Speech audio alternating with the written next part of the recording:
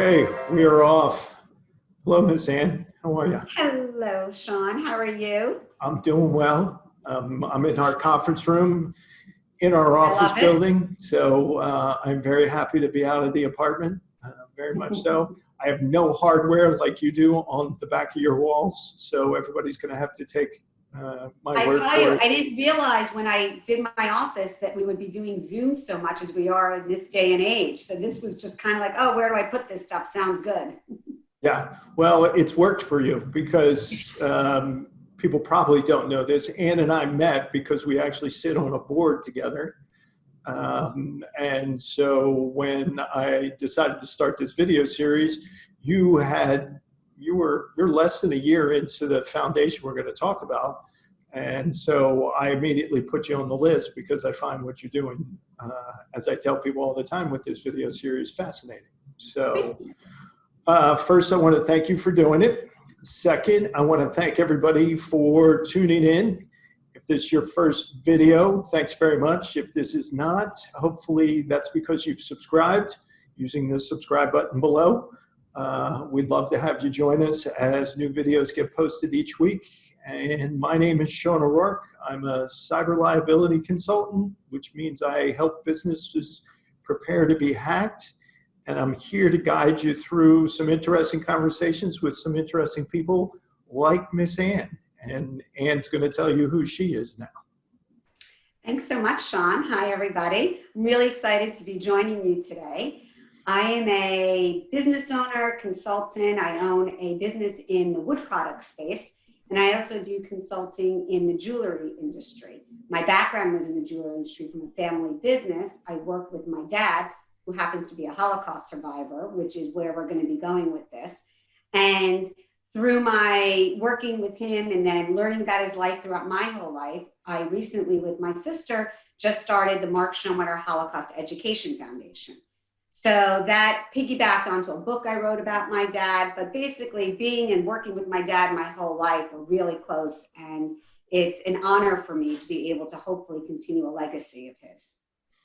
So that's a fantastic segue into my first question, which is just tell everybody a little bit about your dad's history, and the fact your dad's still with you. So absolutely. And I saw him on the Today Show. He looks a lot healthier than most people my age. So he's great. He's 86 years young and going strong. That's fantastic. So, yeah. So he, as I mentioned, is a Holocaust survivor. Most interestingly, when he came to the States, and we'll talk about his history in a few minutes, but he is like the epitome of the American dream. He was an immigrant that came here in the early 60s. He actually stayed in Poland after the war and lived under the communist regime, and then moved to Israel for a short time and came here in the early 60s, didn't speak a word of English. He had $5 to his name. I one time said he had $10, and he told me I made him rich. He goes, don't make me so rich. I had $5. And he couldn't find a job because he didn't speak any English. And people wouldn't give him a job. And he started to try to learn the language. And his uncle happened to know somebody that was a friend of his that owned a jewelry factory. And he was from Poland. They spoke the same language. He said, would you do me a favor and interview my nephew and see if you could give him a job? So my dad went in and they said, okay, why don't you come on Monday and start? And they handed him a broom and told him to start sweeping the floors. And that's what he did. He started sweeping the floors. And just so you know, my dad went to law school in Poland. And when he had to leave Poland suddenly, he had to stop his education. And when he got to Israel, they didn't have enough money for my aunt to continue medical school and my dad to continue law school. So my dad said to his sister, you go ahead, continue your education, and I'll go to work. So here he was in America, sweeping floors in a factory, but he just basically took his time and he wanted to learn more, and they saw that he was motivated. So they started teaching him how to work on the machines. Within 5 years, he was the factory foreman. And within 5 years after that, he had the opportunity to buy a small jewelry manufacturing company. And he scraped and he scrounged and he found people to help support him. And he bought our family business, which was called Lieberfarb, from the Lieberfarb family in 1971. And we owned it and operated and ran it for 40 years until 2011 when we finally sold the business. So he's been an amazing inspiration, his work ethic. And the one thing everyone always says about him is he always has a smile. He's one of those true gentlemen, always has a smile, always very warm and embracing. He's an amazing man. Well, that's kind of the stories that everybody looks to tell and looks to hear when it comes to sort of making it. You come here, don't know the language, just sort of take whatever you can to start earning an income and learning, and then moving forward. So now he was a young man, or a young man when he came to the States, which put him as a small child when the World War II was going on in the Polish region. During that time, what happened to his family during those events? If you're okay with explaining. 6 years old, the war started. And he lived in a very, very tiny village called Brzostek in the Galicia region of Poland, which is the southeast part of Poland. It is so far remote. It's actually not too far from Auschwitz and some of the concentration camps. So his little village had 1,500 people. That's it. Of that, 500 of them were Jewish. It was a very vibrant Jewish community. His father was the head of the Jewish community. When the Nazis invaded, they, of course, started coming into the small towns. And by 1941, they had really taken over the town. He wasn't able to go to school. They wore the yellow armbands. His father was basically used as the peacekeeper. He was the liaison between the Jewish community, where they would always call him in and say, who are the Jews in town? Where are they? That kind of thing. Mm-hmm. By 1942, they had come in, and one day his dad just disappeared. They took him down to police headquarters. He didn't come back. And so they found out that night that the Nazis were going to be rounding up the whole town, and they didn't know what they were going to. At that time, they didn't understand what was going to happen to them, but they just heard that the Nazis were going to round up the town.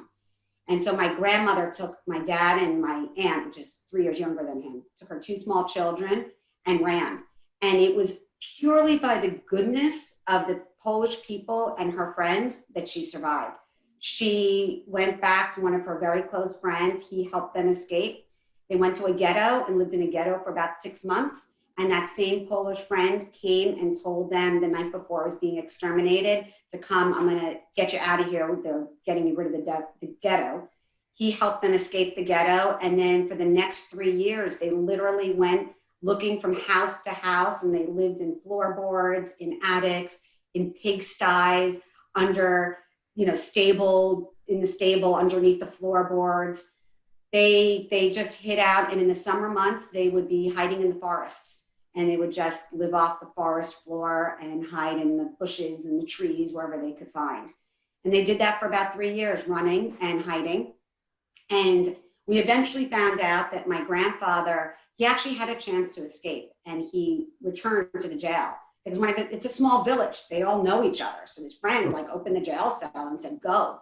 And he came back and goes, what are you doing? Didn't you know what I told you? Go, find your family, get out of here. And he says, no, I'm the head of the Jewish community. And I refuse to allow them to let my running be the excuse of why they kill everyone. I will die with my people. Just please, my family, help them. And we found out that he was taken with about 250 other Jewish people to a local forest, deep in the forest, and he was executed in a mass grave. So they didn't find that out until later in the war, but That's the type of legacy that we've lived with. And it's been interesting. Like I said, my grandmother came back after the war to her village. Nothing was left. She ended up moving to a little bit larger of a town, and they lived in Poland until 1958, and that's when they finally left. So he just survived by hiding. But I want to stress how it was because of good people that were upstanders rather than bystanders, that my dad's even here today. Well, and unfortunately, that's a rarer story than the bystander stories, unfortunately. But if the good people didn't do what they did, you and I would not be talking today. Exactly. So my question to you is, when did you become aware of your dad's story, and were you immediately interested in it, or did it take time to sort of dawn on you the enormity of what everybody went through and what he survived and what he accomplished? So I've always known, my sister and I always knew that he survived a war.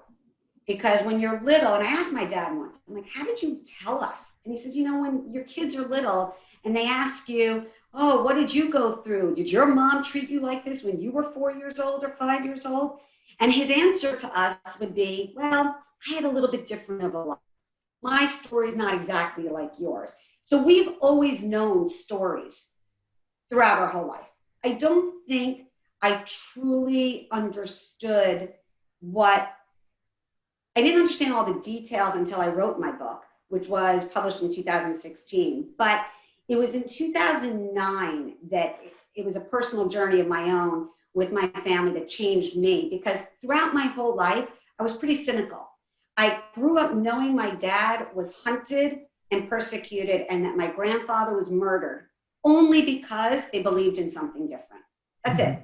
And that sticks with you. And as much as my dad is a happy-go-lucky person, I think my sister and I harbored more anger and resentment because we were angry that he had to do it. And on my mother's side, she was born right after the war, but my grandfather also was a Holocaust survivor. So I had it on both sides.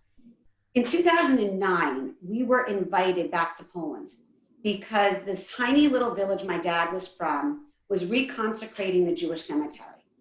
And they found out that my dad was a survivor from the village, and they invited us to Poland, and we took a trip.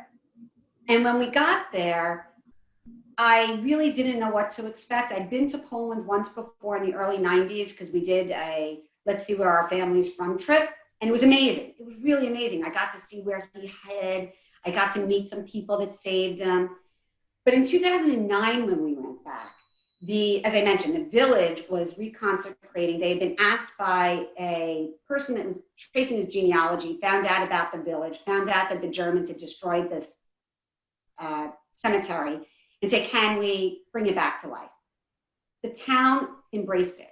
Now, there has not been one Jewish person that has lived in this town since 1942. I'm in a part of Poland that when I was there in the early 90s, they were using horses and buggies still. They didn't even have cars in the 90s. So we're in a really remote part of Poland. And when we went in 2009, the day it started, where we stopped in front of the house that my dad used to live in, and these older people come out, and they came up to us and they said, are you the Schoenmutters? And we're like, yeah, like, who are you? And they're like, we remember you. And they're pointing to my dad and my aunt. They're like, we played with you when you were a kid. And they started recounting stories, and they're like, and we remember when they used your house and they would separate the Jews. And we remember when that one guy, he ran away, and they start pointing at the street where we're standing. And they said, and right here, this is where they beat him. And they told us if we would help him, they would kill us too. And we had to wait 4 days watching him die. And it was like they were finally purging their souls. So the whole day starts with me hysterically crying. I'm a crier to begin with. And I'm like, wow, this is emotional. So then we go to the center of town, and on the same jail cell that my grandfather had done his last stand, that's where their headquarters are for the town, they post a placard and they commemorated and acknowledged the Jewish community that lived in this town. And it was amazing to see. And there was about 40 people that came out, and we were like, wow, so many people care. This is amazing. But then we went down to the cemetery for the actual ceremony, and we didn't know what to expect. And it was a beautiful day. It was like one of those postcard days. And as we're turning the corner, there was a tent set up by the cemetery. Over 300 townspeople, I think it was actually closer to 500 townspeople, had come out to witness the day. Women with literally babes at their breast, to these older people that had recognized my dad. They put on a beautiful, beautiful service. We found out that the town had heard about what was happening, and people started anonymously bringing back headstones. They were digging out from their walls and their driveways anything that had Jewish letters. Wow. And they were anonymously bringing it back to the cemetery, just dropping it there. And they recovered 33 headstones, one of which was my great-grandfather's. And the day would be, I'm sorry to interrupt, but you would think the day would be amazing if I stopped it there, but it's not. They put us on buses and took us to the local high school where the kids and their parents had Googled how to cook authentic Jewish recipes. They made a buffet 20 feet long of homemade food for us. They had the rabbi come in to help with the kosher section. And then these kids went and learned Hebrew songs and put a concert on for us, welcoming us into the town. And I tell you, it sounds corny, I was changed forever. It restored my faith in mankind. It restored this feeling of, wow, these people really care. And I went to the mayor at the end of the day. And through my mom as a translator, I said, I want to thank you for what you've done here. You've given me a place to bring my children back to. And he stopped me and he goes, I don't want your thanks. He said, there's no thanks necessary. This was the only thing to do and the right thing to do. That's fantastic. That profoundly affected my life. It did. That's really amazing to me. Well, I want to back up because as you and I have talked, you know, I'm a massive history buff, but I want to ask you, so does that mean that people had gone out of their way to save those headstones when the Nazis came through? When the Nazis came through and they destroyed the cemetery, they used those blocks to build walls and masonry work. So they were just using it as stones in masonry work. They destroyed everything and people just started using it in their driveways, their walls, things like that. And yet 70 years later, they were still viable to bring back to the cemetery. They chiseled them out.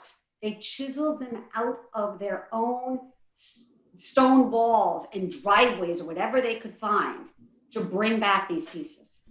That's amazing. Yeah. That in and of itself just sort of humanizes the story beyond being a tragedy or, you know, the worst that mankind can do to each other.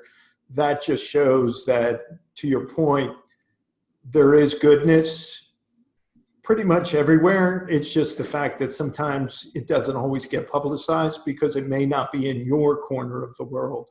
Exactly. It might be in a small southeast town in Poland that went through something horrific more than 70 years ago. Right. And this town, as I said, if you look at Poland as a whole, I speak to a lot of survivors from Poland who say they'll never go back because it's so anti-Semitic. And they are very passionate about that. And I get it. There's anti-Semitism in Poland. There's anti-Semitism everywhere. Sure. But in this little microcosm, these people are good people who have said, we're all human beings. These were our brothers and our sisters that lived by us. Even in 2011, there was someone walking through the forest right nearby, and they saw something sticking up from the ground. And when they uncovered it, they realized it was the headstone that marked the mass grave where my grandfather was murdered.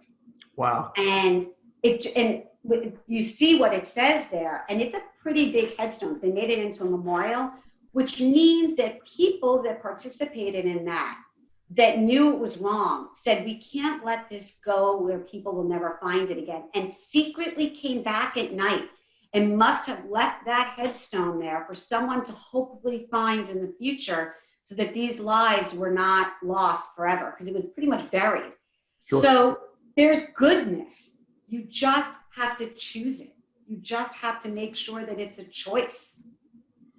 Well, and also to your point, the fact that you were there when they were still using horse and buggy, maybe the modern world hasn't tainted them as of yet. And I hope it doesn't, because it was such a beautiful experience, and one that, like I said, profoundly affected me. It made me come home and say, Dad, I've known your stories my whole life, but I've never really sat down and written them out.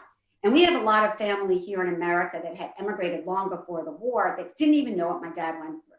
So purely for that reason, I started writing a blog. And I started interviewing my dad over a 6-month period every week. We worked together, as I mentioned. Sure. So we sat down, and every day at lunch, I'd make him take a half hour to 45 minutes, and I would just sit there and be interviewing him and asking him questions. And every week I would write my answers up in my blog. And it really was for my family, just to get the stories down. But it started getting traction, and people kept saying, this is amazing, you have to write it into a book. And and Sean, I'm busy. I'm like, yeah, well, whatever. I'm busy. I don't have time for that. And then in 2015, I hooked up with a woman who read the blog, and she goes, no, we're going to do this. She goes, you got to get this into a book. And that's what we did. We published it in 2016.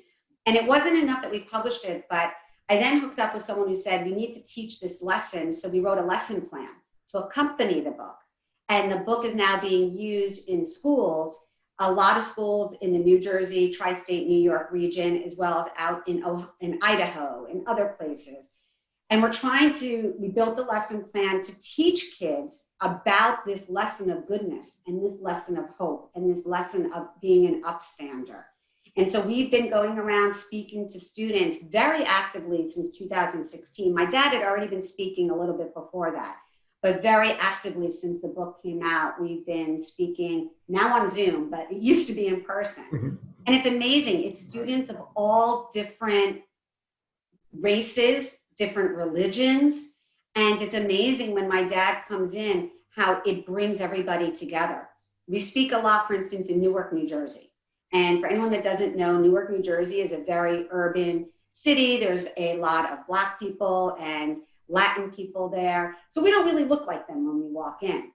And one of the most amazing things, and I've learned so much on my own journey, in this whole journey. We were speaking to 5th graders, and they had just read the book and they used it in their lesson plan. And first of all, you would have thought my dad was Beyonce the day he showed up. They were so excited. They were cheering him. They were hugging him. But one of the things that struck me, and it's so relevant for today, is the teacher said to me, do you know what the kids' biggest takeaway from this book was? And I'm thinking of something like so profound. I'm like, oh, what could it be? They didn't know there was violence against white people. Wow. I said, what? And now, again, I grew up with violence my whole life. So I'm like, you're kidding me, right? She goes, no. They just assumed if you were white, you had it made. And so it bridged this gap. It bridged this feeling of, okay, there are more people out there like me. And how do we work together to reach a common goal rather than against each other? I like that. That's actually because to your point about creating that human connection, unfortunately, it's done through a bad experience that you hope to turn around into some goodness and some positivity. So I take it the book and then the speaking engagements were the impetus for the foundation. And so do you want to explain to everybody what the foundation's goal is? Sure. So when we started, So when we started speaking, one of the first things we noticed was schools didn't have funding to bring in a lot of education. First thing to get cut in your school budget, we know, is all the extra stuff. Sure. So we felt that we wanted to do something for my dad. We wanted to somehow pay tribute to him. And he's so endearing and so amazing when he's with these kids that we decided that the best way we could give back was to create the foundation, to raise funds, to allow us to give grants to schools. And these grants are $500 to $1,000 grants that the schools can use to enhance their Holocaust education. So whether that's bringing in more books, bringing in speakers, it used to be going to museums and seeing plays. Schools have to get a little creative in this new world. But we launched the foundation, as you mentioned. It hasn't even been a year. We launched last November. We raised enough money that we were able to do our first grant cycle in January. And we were able to give out over 31 grants to over 4 different states reaching over 4,000 kids in our first go around. And some of the things, they were creating genocide study resource libraries. One was getting art supplies and teaching children Holocaust through photography and through sculpture and art. So there were some really creative things that came out of it, as well as teachers, looking for books and things like that. Sure. But our goal is to try to help supplement these school systems that may not have the funding to do something, or to bring in a survivor, or to bring in a book.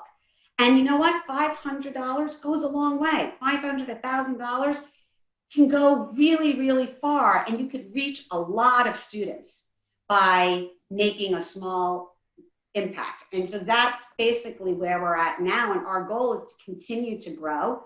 More and more states are starting to implement mandated Holocaust education, but even in the states that have it, it's still not, it depends from each district to another how much they're teaching and Sure. how impactful it is. And how many resources they can gather Exactly. within their limited budgets. Exactly. And for us, it's not about teaching the past. Anybody could pick a history book up and learn about the Holocaust. Woohoo. That's not our goal. We want these schools to teach the lessons of the past and how do they influence us today? How do we learn from them to make different decisions today? When I speak to students all the time, I tell them that the reason we went on this journey is because we've decided, we made a choice to try to make our voices of hope, respect, goodness be louder than the voices of violence and hatred and bigotry and racism. And each one of these students has a choice. They have a choice how they're going to respond and how they're going to react. And our hope is that more and more of them choose to join us on the path of making our voices of hope and goodness and respect be louder than the voices of violence and hatred. So to that end, how does the grant program work? And how do you let school districts or individuals know that these are available to them or to be applied for? So at our website, mshefoundation.org, we have We'll put in the details below. Perfect. So you simply go there. When the grant cycle is open, it'll take you right to an application. If you're interested, sign up and we will notify you once the grant cycle is open. And you can contact us through the website. We also, for instance, in New Jersey, got connected with the New Jersey Commission on Holocaust Education. So they sent out the information through their newsletter. And now we're starting to work with other states as well to hopefully inform them when the grant cycle opens.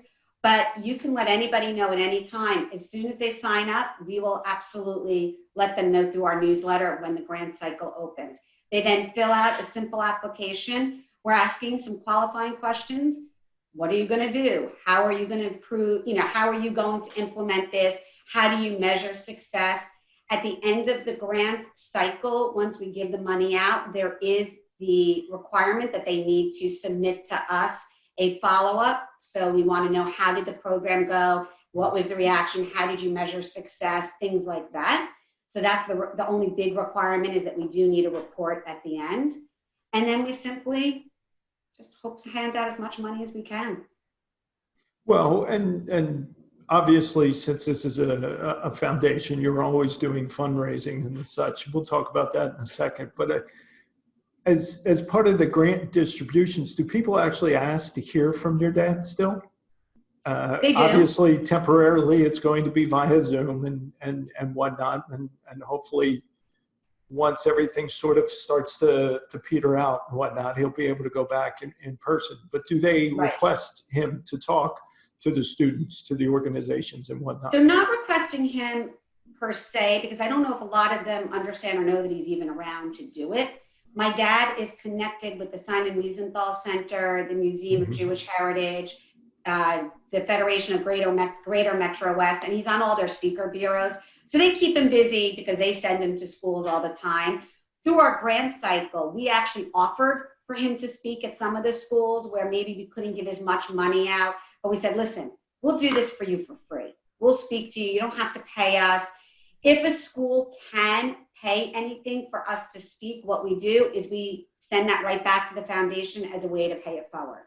So there are some school systems that do have the budgets that they can pay. So if they're able to pay us $250 or $500, whatever that kind of donation they can make, we don't take that. We take that directly into the foundation so we could pay it forward to give more grants out to other districts. So that's where his speaking is coming in when we do it on our own. And then some places, we've had places bringing us in for thousands of dollars because they want to make a donation. So we try to ask for a donation, but it's not a requirement. Gotcha. And then he's staying busy, as I said, being sent by some of the other organizations we're linked to. That's fantastic. And it's amazing, you know, the war in Europe ended 75 years ago. And yet, I think, last week, there was a former Nazi guard who was just sentenced to jail. Obviously, even if he got a life sentence, it's going to be a couple months to maybe a few years that he will be in there. So the war and what happened during that war is still around. The people are still here, and which makes your dad's story all the more amazing, that he was of an age that he could remember it without necessarily having all the burden on him like his mother had to figure out how to stay safe. Exactly. She was the most amazing woman. Talk about strong female leaders and mentors. I mean, she had to walk in a man's world and push herself through and say, this is what I'm doing for my family. Doesn't matter about the rest of you. She completely relied on instinct, her gut and her instinct. Well, she was a mom, so I think that all comes, as are you, and I'm pretty sure once you sent your daughter back to college, that instinct in you was, as we talked about, was, you know what, be smart out there. Exactly. So this was a question I had not had planned, but your description of your grandmother, do you have your grandmother's story? So she told us bits and pieces of it. She lived in Israel my whole life, but we were lucky enough, she only passed away in 2002. So I got to know her very well. She lived well into her 90s. And there was a language barrier. So I always would hear the stories through my dad, but they all talked about it. And when I wrote the book, I called my aunt up in Israel because my aunt lived across the street of my grandmother. They were like attached at the hip their whole life. Mm-hmm. So I called my aunt to fill in some gaps and to get her perspective, which was very interesting because some stories that I knew my whole life, when I repeated it to my aunt, she laughed at me. She goes, that's not how it happened. This is how it happened. And when she filled in certain pieces, it made a lot more sense than when my dad would tell it. And so she filled in gaps. And then it was funny because you would have certain stories my aunt said that my dad goes, when did that happen? And she goes, of course, Mom used to talk about it all the time. Or my dad would tell him a story and my aunt would go, when did that happen? And my dad goes, you weren't there. That happened to me. Right. So it was really interesting getting the story from both sides of it. So I didn't necessarily hear it from my grandmother, but my aunt gave me the perspective, which again was my grandmother's story being told from my aunt's side. Well, that's fantastic for your family that your aunt and your grandmother sort of stayed in the general vicinity. So your aunt probably heard those stories more often than your dad did when he went to the States. And my grandmother didn't talk about it when they were young. She only started talking about it when she had grandchildren. And when my aunt one time asked her, why didn't you talk about this when we were younger? She said, because I never wanted you to look backwards. I always wanted you to look forwards. But the children, they need to know what we went through. Right. They need to know the stories. You lived it. You don't need to hear it again. So and yet you said your dad started talking to you and your sister very early on. Very early on, always was very open about it, very early on. I remember him even speaking to my religious school when I was very young. I don't know if he did it as detailed as he does now, but he's always been open. But he doesn't wear it on his sleeve, for lack of a better word. So many people in the jewelry industry didn't even know he was a Holocaust survivor until I wrote the book. They had no idea. your dad, really? He's so nice, he's so kind, he's so happy all the time. And that's just who he is. Well, you have a preconceived notion of somebody who comes out of that. Maybe his age when he went through it maybe made him a little bit more, I don't know, amenable to moving on beyond it, as opposed to what happened to some of the adults that had to go through it. I find this story fascinating, which is the whole point of these video conversations. And I'm so glad you came on to talk about it. But I have one more question that came up by something you said. Did your aunt become a doctor? She's an orthodontist, yes. Okay, there we go. She's an orthodontist, and she just retired very recently. So she did. She went into the profession that will never be replaced by robots or machines or what have you. Right. So, very smart. Exactly. Very smart. Yeah. Well, Anne, this was fantastic. You and I could go on for another half an hour because I really do have a lot more questions. But again, have to be cognizant of the fact of everybody's time is limited. Absolutely. We're trying to keep this to 30 to 40 minutes and we've already hit 35. So you know what? This went way quicker than I anticipated, but I learned a lot more than even I knew beforehand. So I want to thank you very much. I want to thank your dad and your aunt and your sister, because your sister is heavily involved in the foundation as well. If anybody wants to, you can probably still find your segment on the Today Show. And that was from when? Last December? Nope, it was just January, at the end of January. Oh my God. It's on our website. The link to it's on our website. Okay. Oh, fantastic. And the website link will be in the details section of this video. I highly suggest everybody going to the foundation website to see what the goals are. Get the book if you can, to find out all that had happened, because this is still a personal story of a gentleman who was still around. So, Anne, this was a real pleasure. Thank you. I don't know when our next board meeting is, but I know I will see you again on Zoom, unfortunately, and not in person. And again, I want to thank everybody for joining us on Did You Know That? ? If you enjoyed this video or any of the other videos that are posted on the channel, feel free to subscribe. We always love to have you in, and be on the lookout for future videos. And until next time, Anne, you take care. Thank you so much. Thanks, everybody. Okay, bye, folks.